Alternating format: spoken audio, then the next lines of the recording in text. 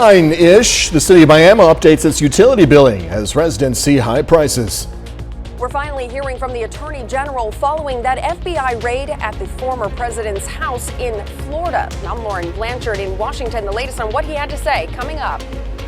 The 4 states' most watched news starts now.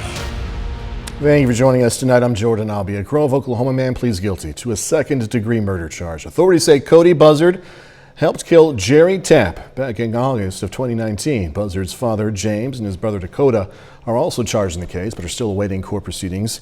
You can read more about the case on our website, KOAMnewsnow.com. We are all experiencing higher utility bills because of the extreme heat, right? But residents of Miami are experiencing high utility bills with an extra charge. KOAM's Amber Jenkins spoke to city officials for an explanation. Residents of Miami, Oklahoma are receiving higher than usual utility bills. City officials said the reasonings for the higher utility bills caused a perfect storm. In 2021, a winter storm caused headaches for many cities due to the high demand of natural gas, but not enough supplies. Grand River Dam Authority supplies the city with utilities using natural gas, which leads to the city owing $2.7 million to GRDA. This year, the Tribe of Miami gave the city $1.7 million as an advance utility payment to cover the power adjustment costs from the GRDA. However, all residents within Miami city limits have to pay the monthly power cost adjustment until the $1.7 million is recovered to recoup the utility credit given to the tribe. This appears as a PCAX on the utility bill. The other million was paid from Miami commercial businesses. City officials admit this is confusing. That's why they recently released a new format of the bill to be more transparent to residents. You will also see your specific electric charge based on your usage. So this new bill format breaks down each individual charge. It gives you a little bit more explanation. We also are going to start including the electric rate that is set by the City of Miami, as well as the charges that they're getting from GRDA, and we are going to include the rate at which those are charged as well on their bill. The City of Miami is offering some assistance to residents. You know, if somebody's not able to pay the full amount, you know, we will do everything in our power to work with them and get them set up on payment plans. Now, of course, there are factors that go into consideration when it comes down to the debt payment plans. Customers can only have one at a time. So if they are already on a debt payment plan, you know, that's not something we can utilize. We also have, you know, the average monthly plan, and we can kind of combine the offers as well. So the average monthly plan in combination with the debt payment plan. But again, every case is different. Reporting in Miami, Amber Jenkins, KOAM News. During the peak of demand for natural gas, GRDA raised its prices by more than 200%. The continuing heat is making it hard for people to get that grass healthy and keep it healthy. Twin Hills Golf Course, though, in Joplin is prepared for this. They have a plan ready for the heat. KOAM's Yana Hatala has more. Heat and lack of rain has been bothering the Twin Hills Golf and Country Club in Joplin. However, a great amount of rain would actually be harmful for the important parts of the course, the greens. The water that sits in those greens, and when it heats up, it's almost like putting water in a saucepan and putting it on your oven, and you know, it just starts to boil from underneath. The lack of rain gives the country club more control on how much water the grass gets, so the team can monitor them easier. Still, watering the whole course often costs the country club more. This time of the year when we get no help from Mother Nature, we have to help it ourselves. So we have irrigation lakes that we pump out of. It does cost us a little bit more in the summer to fill those lakes up with electricity. It can take a lot of planning to keep your grass area healthy during the hot summer. A local resident says to keep it simple. Not have large garden areas, but to have smaller garden areas that you can really focus on and not be so disjointed in terms of trying to take care of too many areas. Joplin resident Dan Stanley says he trusts professionals to take care of his yard during the hot weather. I work about 6 days a week, and then we go to church on Sunday and do family things on Sunday, so I've always employed someone to help us with that. He says if the grass is already turned brown, you have the next spring to look forward to. Accept it and not fight it, because it's not money well spent to run water if it's going to be warm for an extended period of time. In Joplin, Janna Hautala, KOAM News. And just a reminder, experts also say fertilizers help that lawn look good. Just keep it good as well.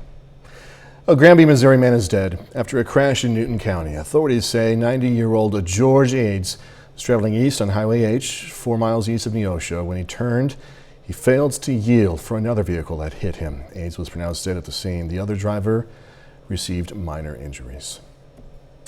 Well, days after the FBI raid of former President Trump's Mar-a-Lago estate, Attorney General Merrick Garland providing a statement about what occurred. He says he personally approved the search. Supporters of the president are outraged, demanding answers from the Department of Justice about what exactly took place. Fox's Lauren Blanchard has more details from D.C. After days of speculation, Attorney General Merrick Garland spoke about the FBI raid at former President Donald Trump's home on Monday. Garland says he personally approved it. Upholding the rule of law means applying the law evenly, without fear or favor. The Justice Department has filed a motion to unseal the search warrant and the list of property taken from the former president's Mar-a-Lago home. Copies of both the warrant and the FBI property receipt were provided on the day of the search to the former president's counsel, who was on site during the search. The Trump team could but has not released the information. The raid is believed to be connected to classified documents that were taken from the White House. Sources tell Fox the president's team complied with a subpoena to turn over sensitive documents this spring. But critics have been quick to say the raid is the DOJ being politically weaponized to derail a potential 2024 run. In a country like the United States of America, people have constitutional protections, and if they want to trample over the Constitution, we're going to be holding them accountable. The Attorney General also said he did not make this decision lightly, but the AG did not say why they had to conduct a raid. It is standard practice to seek less intrusive means as an alternative to a search and to narrowly scope any search that is undertaken. The White House says they are staying out of the matter to give the DOJ independence. In Washington, Lauren Blanchard, Fox News. Double shot of good economic news today. Gas prices fell below $4 a gallon for the first time in 5 months, and producer prices dropped for the first time in 2 years. Fox Madeline Rivera has reaction from Washington. President Biden is taking a week-long vacation in South Carolina as his party sits on the cusp of landing a major victory. The House is gearing up to vote on the Democrats' roughly $700 billion package to address climate change, health care, and tax policies. It's going to lower energy costs. It's going to lower health care costs. Despite Republican skepticism, this is ridiculous, unnecessary spending. Democrats call their bill the Inflation Reduction Act, and they say it will do that in the long run, in part by cutting the deficit. Their push to pass it comes in the heels of some positive economic data. Stocks surge higher after another key measure of producer prices decreased last month. Wholesale prices fell 0.5 percentage point in July from the month of June to hit a 9.8% annual increase, down from a pace of 11.3%. But critics say to praise a number like that is out of touch. I'm going to look at this from the standpoint of an everyday American family. They know that when they go to the grocery store, or as most American families are doing right now, when they're shopping for school supplies, that everything has gone up. In another sign of relief for families, gas prices dropped below $4 a gallon, the first time it's done so since March. Some argue that's because demand has been driven down. And as demand decreases and we consume less oil, the supply will inevitably begin to increase. Yeah. High prices are taking a toll on those who receive Social Security benefits. They are set to get their highest cost of living increase in more than 4 decades next year. In Washington, Mala Rivera, Fox News. KOAM News at 9 on Fox 14 takes this time to honor another 4-state hero. Greg Whelan served in the U.S. Air Force from 1987 to 91. We are proud to thank and salute Sergeant Greg Whelan, a native of Galena, Kansas. He's tonight's 4-state hero. Doug Eddy's next with a complete look at the forecast. And a bit later, numbers and expectations rise for Carl Junction football. Going to hear from the Bulldogs in sports. Well, it definitely turned out to be a hot one for us today, but not bad. 93 for a high. This is very typical for what we should have. And gosh, I guess it's the middle of August already. Nice shot. Indigo Sky Casino and Resort. Of course, Indigo is just outside of Seneca, right on the west side of the town, but we have clear skies. It's going to be fairly dry as we go through the next couple days. Still an extreme drought going on. Even though we picked up some rain, still an extreme drought. You can see from northwest Arkansas through Jasper County, down through Ottawa, northeastern Oklahoma, back toward Montgomery County. So we need more rain. Even though we picked up some, we definitely need more rain. At least the temperature's bearable. It's just hot. It's not extremely hot. Lower 90s for us yesterday.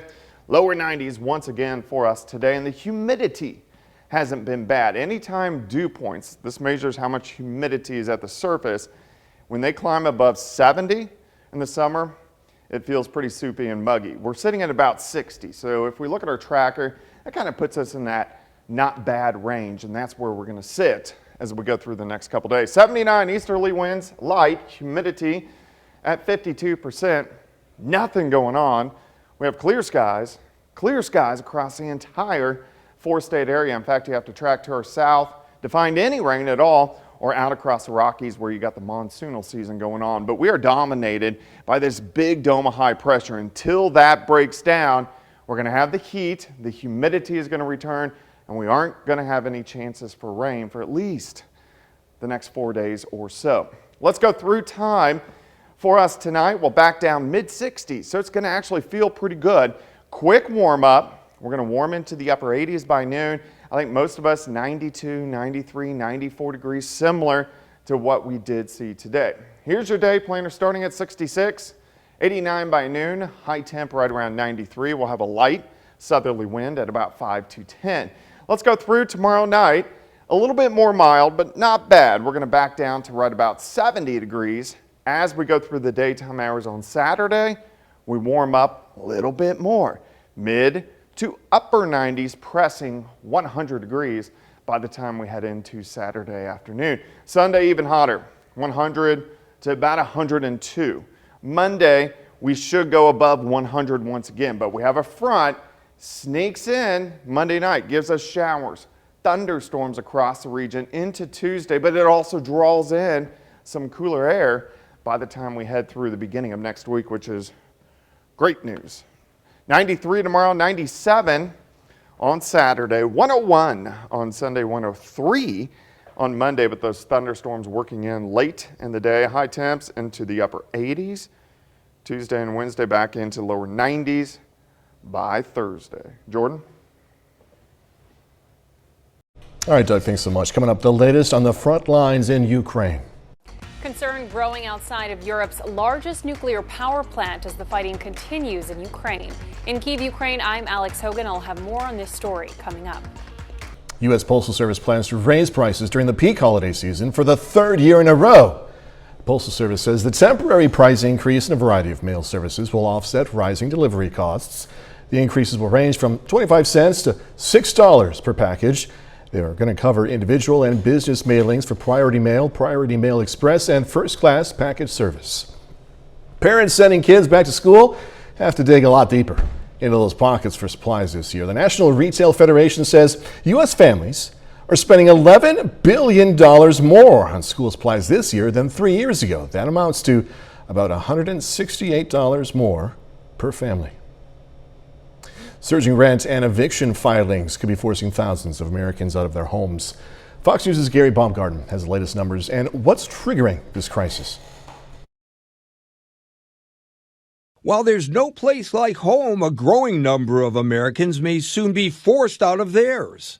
New data from Princeton University's The Eviction Lab reveals several major cities across the nation are experiencing historically high rates of eviction filings, with June rates in the Minneapolis-St. Paul area 91% higher than that time last year. Las Vegas rates went up by 56%, in Hartford, Connecticut by 32%, and rates in Jacksonville, Florida up by 17%. Me siento un poco nervioso.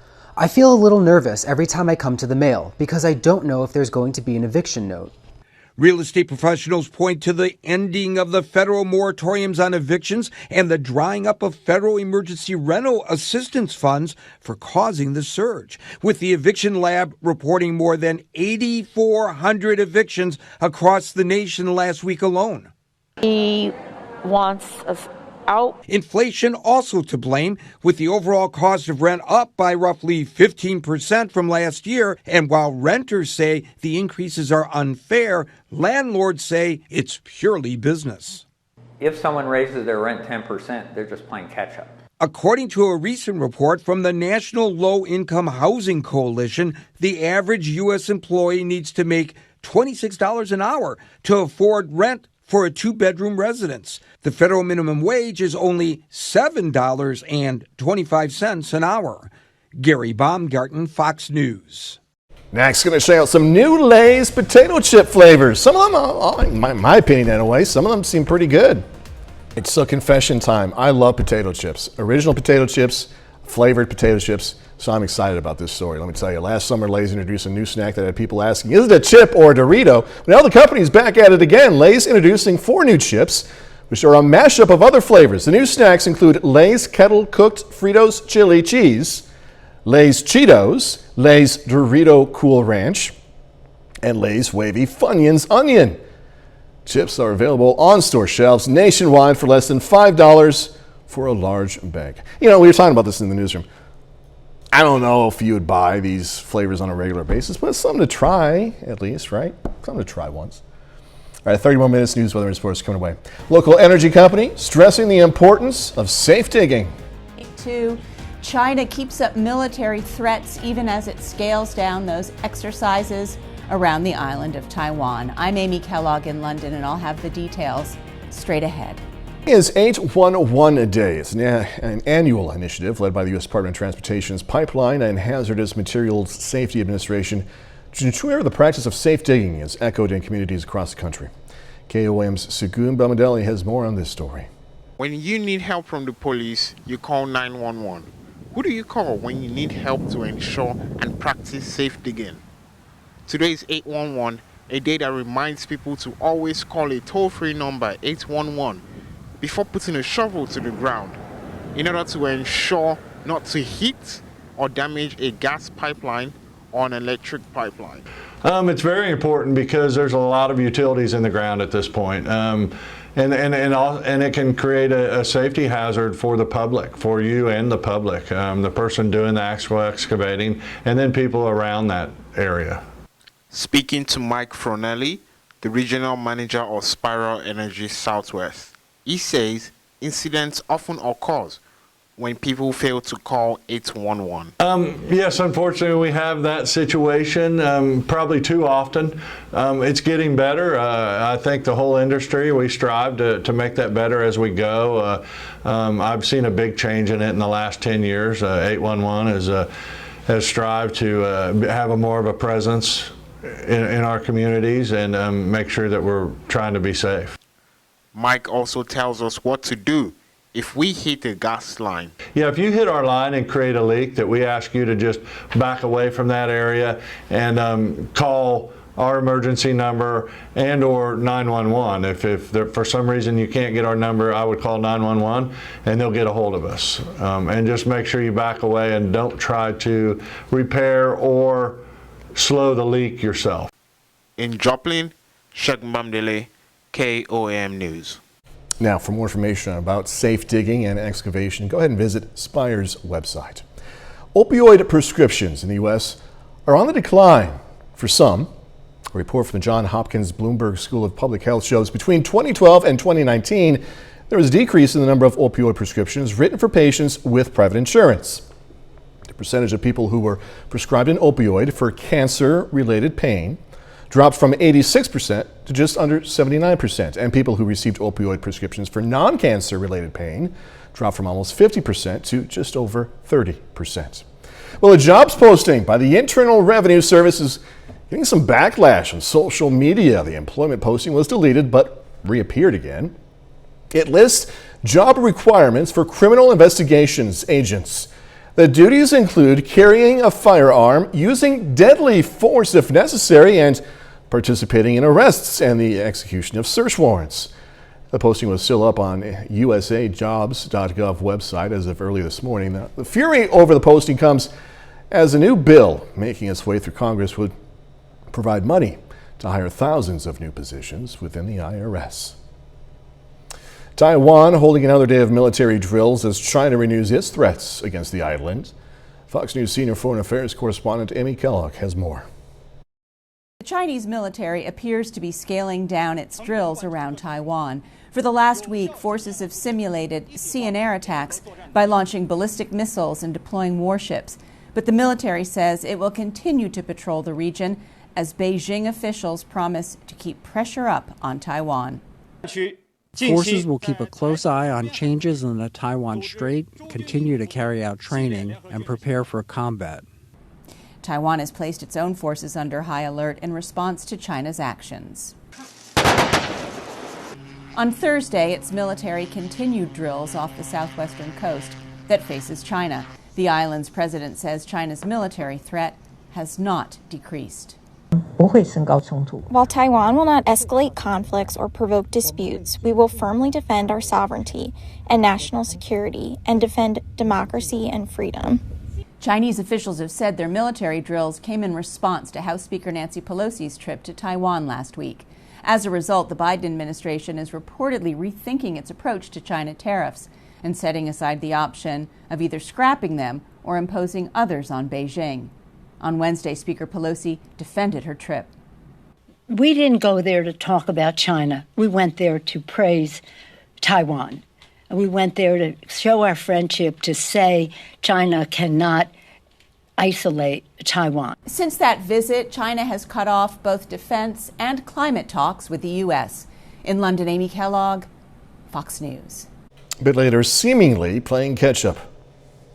The numbers keep climbing as the feds scramble to contain the monkeypox outbreak. I'm Griff Jenkins in Washington. I've got the details coming up.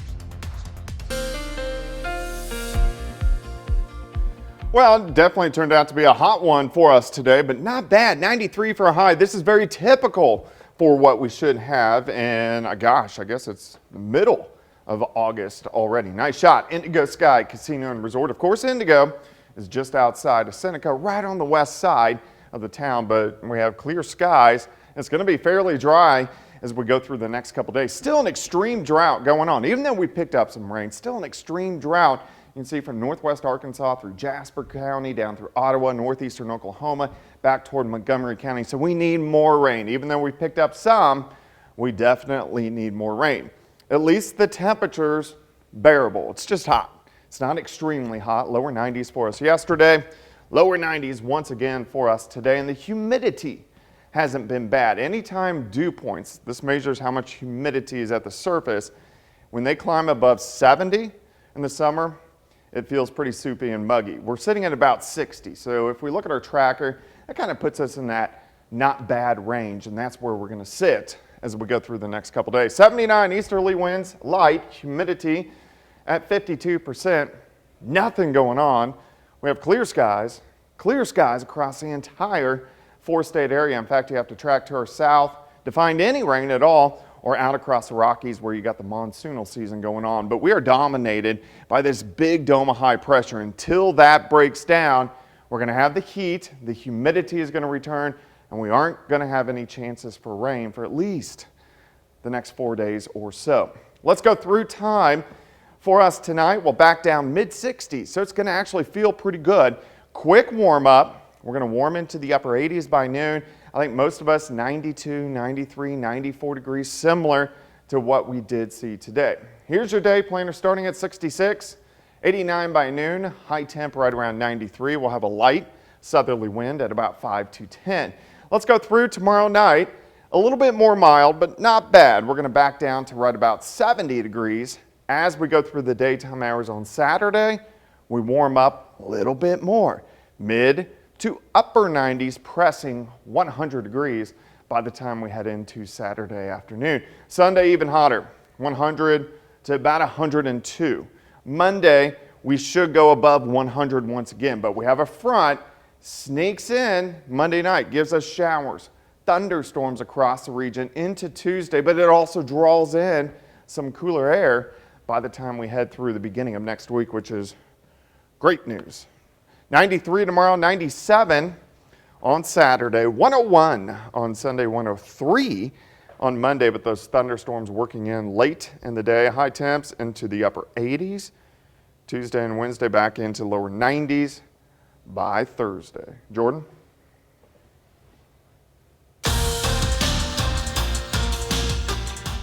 The Carl Junction Bulldogs are nearing the end of their first week of fall football practice. The Bulldogs are aiming to bounce back this fall after going 3-7 overall last season. Now, this Carl Junction team returns plenty of good players. They have 6 starters back on offense and 8 on defense. The best news, though, for Carl Junction is that the roster is growing, and that means fewer guys are going to have to play on both sides of the ball. 9 through 12, we have around 85 players, so that's pretty good numbers for us at the classification that we're in, Class 4. We definitely don't mind playing both ways. We like playing as much as possible, but it's definitely nice getting a little break on the sideline. Give us some more stamina. We'll be able to play harder out there on the field. Last year, I feel like in a lot of the games we played like a good first half. Second half, we fell off a lot because like half the team was playing offense and defense. So this year, if we can have majority of guys playing one way, then we'll have a lot more energy in the second half to be able to finish games a lot better. It helps a lot, especially for me. I'm a big guy, so I love it, but yeah, I don't mind playing 2 ways. I grew up that way, but I'd rather play 1 way. If we're in the middle of the pack in the COC, we're the only Class 4 school. We play 3 6A schools and 6 5A schools. We don't play a 4A school until the playoffs. So, it's our backs are against the wall, in that aspect of it. But again, if our kids can go out and play in the middle of the pack, we may knock one of those big boys off. All right, and I think these kids have that capability. Staying in the COC, the Neosho Wildcats are entering their second season under head coach Brandon Towdy. Last season, Neosho was 1-9 overall. Now this fall, they returned some talented skill guys, including running back Jared Seiler, who rushed for 1,200 yards last year. Now they're aiming to take a jump in year 2 under Towdy, and he says they are already in a better spot than they were last fall. Last year we came in, everything was brand new to us. We didn't really know the kids, and so we tried to kind of learn everything in a month or 2. And so this year, all summer long, we already have relationships with the kids, and we know how everything flows here in town and have connections in the community. So we're just way more settled in. Coach brought us all together, and there's a big jump from last year and this year. And we're close. We were close last year, but I feel like we're even more closer this year. So I feel like people are just getting after it. People are more competitive than I feel like we have been in the past, and it's more exciting this year to watch. Now, if you want to read more about Neosho, Carl Junction, or 61 other local football teams, I got the perfect place for you to go. Our 2022 Pigskin Preview, it's out now. Now, like last year, it's fully digital. You can find it at koamnewsnow.com/pigskin, or you can scan that QR code right there, right now. The 59 local high schools, 2 junior colleges, plus Pittsburgh State and Missouri Southern. It's all in there. Check it out on our website or on the KOAM News Now app. The Kansas City Chiefs are just 2 days away from their first preseason game of the year. The Chiefs travel to Chicago to face the Bears on Saturday. Head coach Andy Reid said today he expects the starters to play the first quarter on Saturday, including quarterback Patrick Mahomes. I like to get hit at one time. So once you get hit one time, you kind of see what it is to get hit again as a quarterback. I feel like after that, you're good to go. But it'll be good to get in there with the new group of receivers that we have, all the running backs, and kind of show how we do it in the game. Because obviously we're doing it here at practice, but to show how we do it in the game before that first game against Arizona, who's a great opponent, I think will be good for us. The St. Louis Cardinals have been on a roll in the last 2 weeks. Cards have won 8 of their last 9 games and have a 1-game lead for first place in the NL Central. St. Louis wraps up their 3-game series with the Rockies tonight. Colorado, big 7th inning. Ryan McMahon solo homer. Rockies score 6 in the 7th, take an 8-2 lead. The same score in the 8th until Paul Goldschmidt drills a 2-run homer. Number 27 for Goldschmidt. Cards cut the lead to 8-4. The next batter, Nolan Arenado, makes it back-to-back jacks, his 24th. Now they're within 3. 9th inning, it's 8-6. Runners on the corners, but Daniel Bard strikes out Arenado to end it. Cardinals drop the game and the series 8-6. The Kansas City Royals try for their 5th win in 6 games today against the White Sox. Vinny Pasquantino, he's been hot. Solo homer. Royals take the lead in the 2nd. On to the 5th. Andrew Vaughn with a liner off Zach Greinke. Look at Nate Eaton, though. Gets there for the catch. Great defense for Kansas City. 7th inning, it's still 1-0. But Nicky Lopez finds the gap. 2-run score on that. Later, MJ Melendez with the single. That brings Lopez in. Royals go up 4-0. The game got closer, but the Royals hold on to win it 4-2. And that's it for sports. Hey, Doug, thanks again. Basketball and civil rights legend Bill Russell is going to be honored throughout the league, with every team in the NBA permanently retiring his uniform number 6. Russell was an 11-time NBA champion and civil rights pioneer for much of his life. He passed away on July 31st. NBA Commissioner Adam Silver says permanently retiring his number, quote, ensures that Bill's transcendent career will always be recognized. Players who currently wear number 6 will still be allowed to wear it.